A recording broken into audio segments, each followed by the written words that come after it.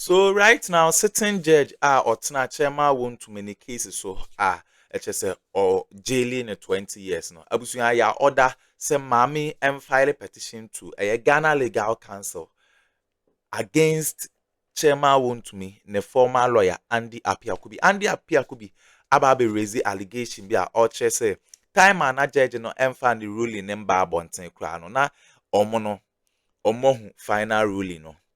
On one side the can final ruling no chairman Wontumi ne lawyers no on one side the can final ruling no ansana judge no e de ba bonten away and a top NDC lawyer baako aba bonten a o che say asema lawyer Andy Apiakubi e ka no eni ba bia say judge a ote akonyema odi ne ruling na ba bonten judge in case ne be kan ba bonten judgment ne be kan ba bonten ansana they no edro into no the file a petition to Ghana Legal Council na investigation say de eba into right now no a sermon a former chairman Wontumi the lawyer a friend no Andy Apiakubi over a breaching of some over constitutional breaches be efa a chairman Wontumi the final ruling na eba bon so mo yan kona yan konkweti ensema e koso na eba yede diaka ato am so unsubscribe ya subscribe na hit on the notification bell so na any update be able dropping also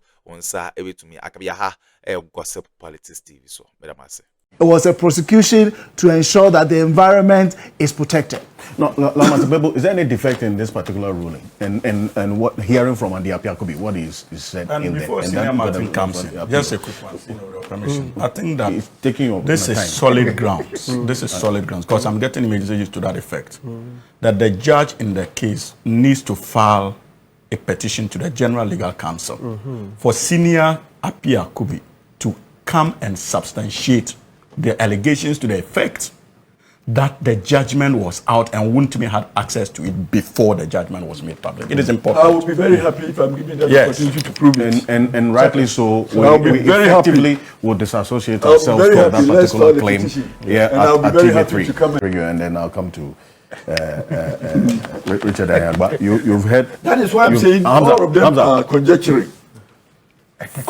This? Yes. Conjecture? Yes. Hamza, let me have First of all, good morning to you. Good morning to our seniors in the studio and our cherished viewers out there. You see, I have listened to Senior Andy Apiakubi, and I'm left with one irresistible conclusion on this matter. And that is the unfortunate level of dishonesty characterizing... No, I'm coming, please. Hold on. Please. The unfortunate level of dishonesty that characterizes our political discourse, and most importantly, especially when it comes to judgments of our high courts. And I say so because, first, a claim has been made by a judgment that Senior Andy is brandishing everywhere. We brandishing everywhere. But you just did. But you say everywhere. Please. It is on this. Hold on. Not everywhere. Let me correct you, please. Okay. Brandishing everywhere. What does that mean? All right. It means I'm doing it not on one forum. Everywhere means everywhere. Claiming that this. But I've just done it here. So say it on this platform. No. Hamza, let me hear you. Claiming that this is a document that emanates from the High Court judge, and that it was not signed, it was prepared ahead of time, and to the extent that this is a document that is not signed, it presupposes that... I did not say it is not signed. Please quote me where. I did not say it is not signed. I said that, you see, there is a... There's no court Yeah, he said it's not been certified. I said it's not certified. That is not signed. That's the certification is different from signing. Please, let's get our words. We are talking You said it was not stamped, not so. I say it was not certified, yes. They are close. So, but I didn't say it was not signed. They are very close. They are not certified. They are not the same. Thank you. So, first of all, this is the first time I'm hearing this, and this is your claim. We all know how we get judgments from the courts. Yes. I don't know how you got your judgment, but I'm pretty much convinced, the information I have, that those claims are unmeritorious. Those which claims? Oh, that the judgment was Wontumi probably had access to the judgment before he was sent in there. Am I not showing you this? And you have But the judgment is now out. So what are you showing? Yes, so go and find the judgment and compare. But you made an assertion that the judgment was out even before the D-Day. And that is why I'm showing you this. Oh, so you got it before the judgment was out? From who? No, this is a serious claim. He has just accepted that he got the judgment before the judgment was out. I am saying that. And are you saying you got this judgment before? That's what he said. He has just said. His mother gave No. Let him be liable for that. I'm making my point. Yes. I'm saying that even my mother in my village knew about it. Okay. Okay, so no, but he has just accepted now that he had this before the judgment came out. On this my playback. No, wait. No, it's okay. Did you get this judgment before it was delivered? I got the content from Chairman Wontumi before it was delivered. But immediately after the delivery, I got this also from, I pulled it from the internet. You understand? But before it was very Can I make this? I think our viewers are better judges. But I'm saying that unless you discredit this. I see. Please let me make myself. You got the content of this from I'm Chairman telling you that Chairman Wontumi himself called me 3 times before he entered the court. And gave you the judgment. Listen, you cannot put words into my mouth. So, but allow me to make myself. And he told me that he has heard that he will be convicted for 20 years. He told me. So that's the content he's referring to. Yes, that is the content I'm referring to. No, he said the content. I got it before the certification. Before the certification, I think. No, Jackson, thank you. I am saying It was the actual judgment. The sum total of the judgment is that he will be sentenced. Let me hear you. That's the content he's talking about. And again, okay. Can I make this? We can allow you to run. That is why. Another interesting claim was made to the effect that indeed even the charge sheet was defective. that's what I'm reading. Yes, and I'm not disagreeing with your opinion on that matter, but I'm also just asserting that any lawyer worth his salt, if you have suspicions that a charge sheet is defective, there's a process that you have to kickstart to challenge the validity or otherwise of that charge sheet. Was it done? Go and read the address. Go and read the address. You will see it. You are restrained. Please. Thank you. When you say when you were talking, what case have you done in your life before? When you were talking, nobody interrupted again, you should control his language. Well, you were the lawyer who was supposed to challenge it. I didn't know. Where's his fault? And you have not seen the challenge even on the charge sheet, and you are talking like that. Challenge on the charge sheet. You challenge it on the charge sheet. I think that's not what I was in the courtroom. Even the motions that he didn't file, you Let me just give you a classical example. In relation to Hannah, that is not true. Both in the UK and here. And let me make my point. Make your point. Are you going to allow us to have a decent show? Make your point. Make sure that you also be decorous. A lawyer was his fault, indeed. Oh, you should have been decorous in assessing the judgment of the judge. You sat on TV, a senior counsel, and sought to impugn the integrity of a judge by alleging that she released her judgment. And you think that is an example for me, a junior counsel, to learn from you? What are you talking about? Please. And you see, first of all, I have demonstrated that the reasonable thing to do is to challenge the validity of the charge sheet. If you thought that there was something wrong with it, we saw it not long ago, 2 or 3 days ago.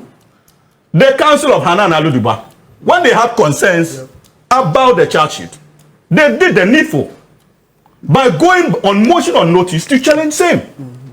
That is what any lawyer would do. So is it conclusive that you only do that? You made your point. I had strategy. I wanted to challenge it in the address. You haven't practiced. You don't understand. No, he doesn't understand. What said the only thing to do is to challenge the charge sheet. And it was not my strategy. You're being destructive. Let's maintain some decorum, please. So, again, another interesting claim to the effect that, when it comes to the concerns that were being raised, the circumstantial evidence adopted by the judge, it is interesting that he actually even didn't seek to challenge the essence of using some circumstantial evidence when it comes to criminal trials. Because he cannot.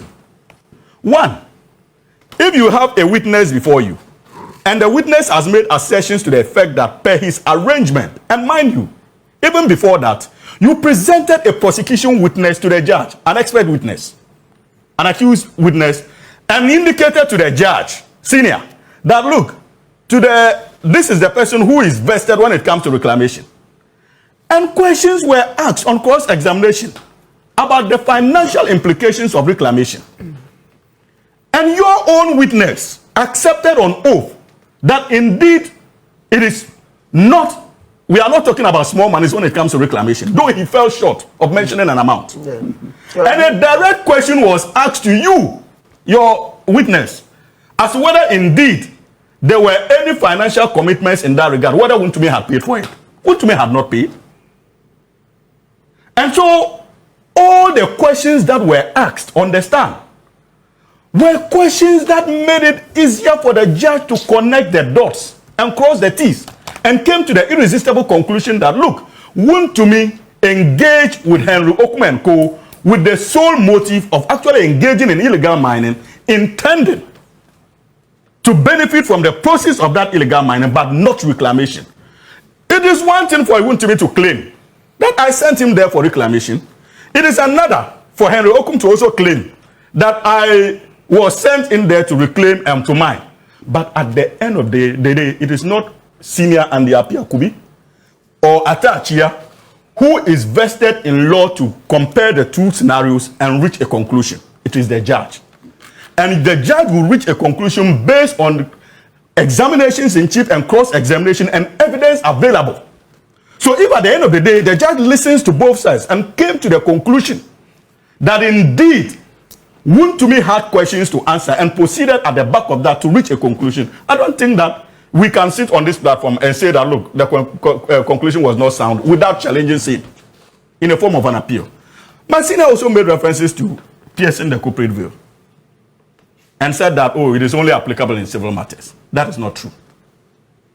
Because even if a company commits a crime against the state and the state takes steps to ensure accountability, the law permits lifting of the corporate veil to go against directors of that company. So it is not accurate to claim in law that the issue of lifting of the corporate veil is only applicable when it comes to civil matters. That is not law. Absolutely. That point needs to be made. And we see there's also an interesting logic, especially when it comes to this case, and it has been demonstrated. You can see the tension between Senior Apia and the Kubi and that of the MPP, because they believe that he didn't do a great job. And you could see even the arguments between him and that of my brother Richard on this platform. But the reality of the matter, we can all pretend as much as we want. Evidence was presented. They were weighed. A decision was made.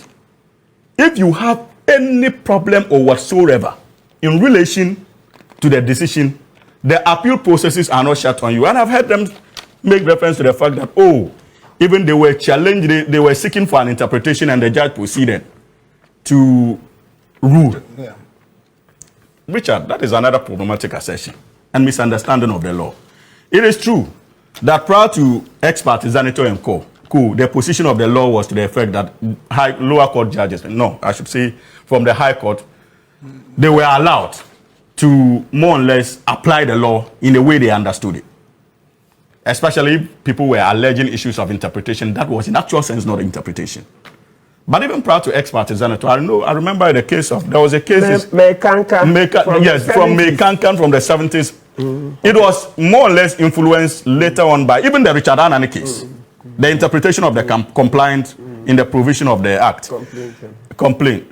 It was indicated in that decision that, look, judges must be more than willing to refer to the Supreme Court. But that does not also mean that when they look at the law and it is clear on the face of the record and that they can apply, they are precluded from applying. Right. They can proceed to apply. So if the judge has applied, the judges, it is your word against the judge's word. True. The judges feels that this is not an interpretation matter. Even ex parte Zanito did not say that the judge has no right to apply the law. Indeed, if you read the law, that judgment, it was clear that judges are allowed to apply. And so if you have issues You can even raise the matter of interpretation for the first time on appeal. I'm lying, senior.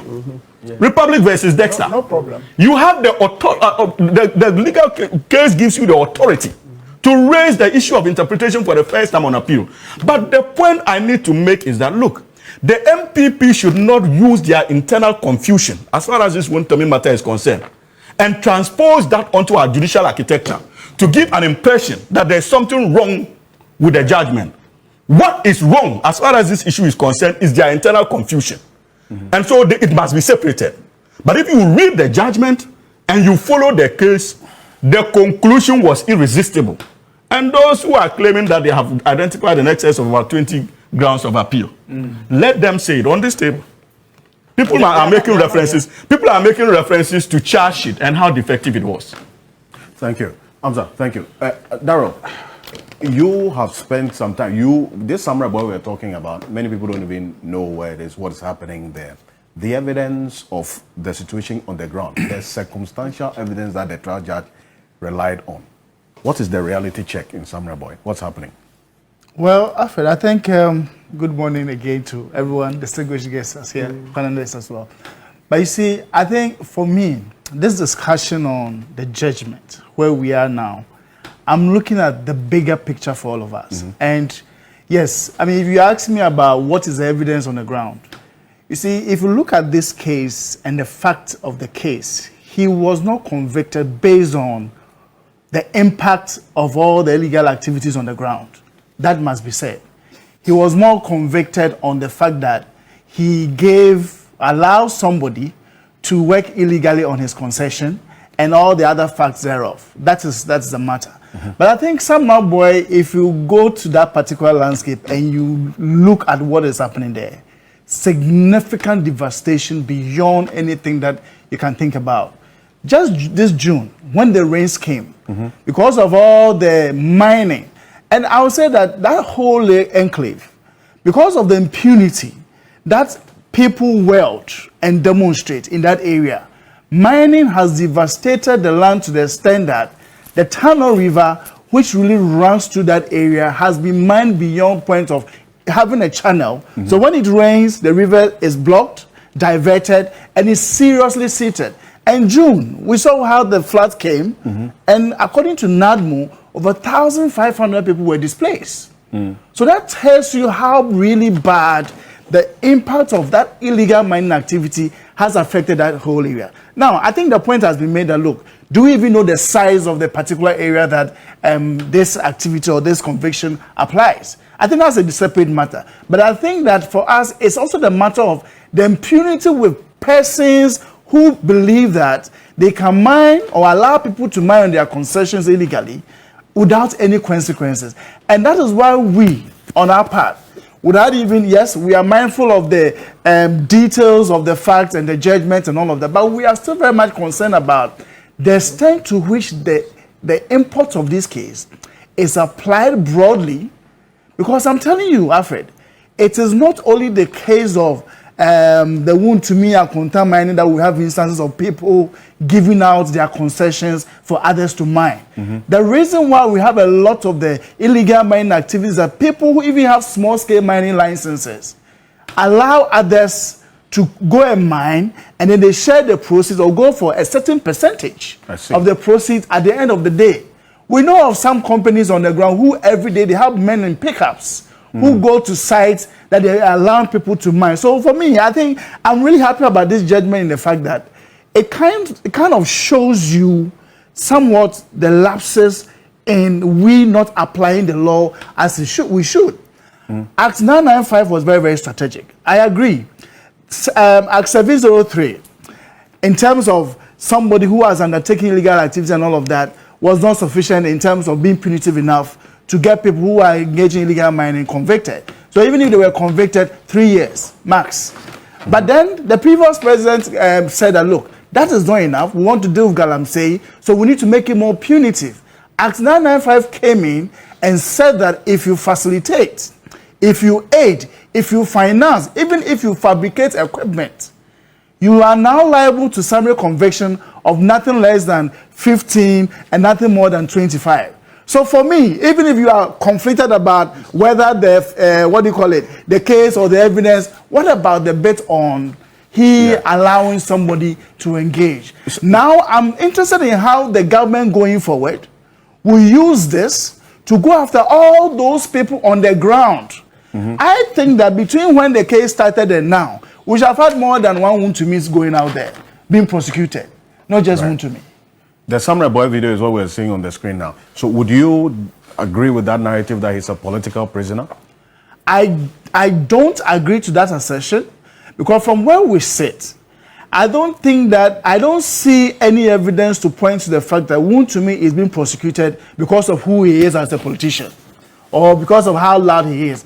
I think that the evidence on the ground, if you look at the judgment, is more about the fact that his company, for which he is a director, engaged or allowed, and he himself engaged in a relationship with somebody who did some activity on his land, which in law is constituted as illegal. And so he's just facing the tune of that particular bid that he himself has set in motion. So there is no way, I don't see it. What will make it look like a persecution, Alfred, is when beyond this, going forward, the case just comes to a rest and that's the end of it. Right. Because there's a lot more happening out there in the field that we think that the police, the government, the judicial, what are they waiting for? So time will tell all of us whether indeed, if this was a political persecution or indeed it was a prosecution to ensure that the environment is protected. No, is there any defect in this particular ruling? And so, Abusia, we didn't answer my cause for our political highway. So, Chairman Wontumi, the former lawyer, Andy Apiakubi, no, and Aquacoca, Ebiam. Better master some Japan, Cocoa Tisa, and some way at my gossip politics TV. So, Madam Massey.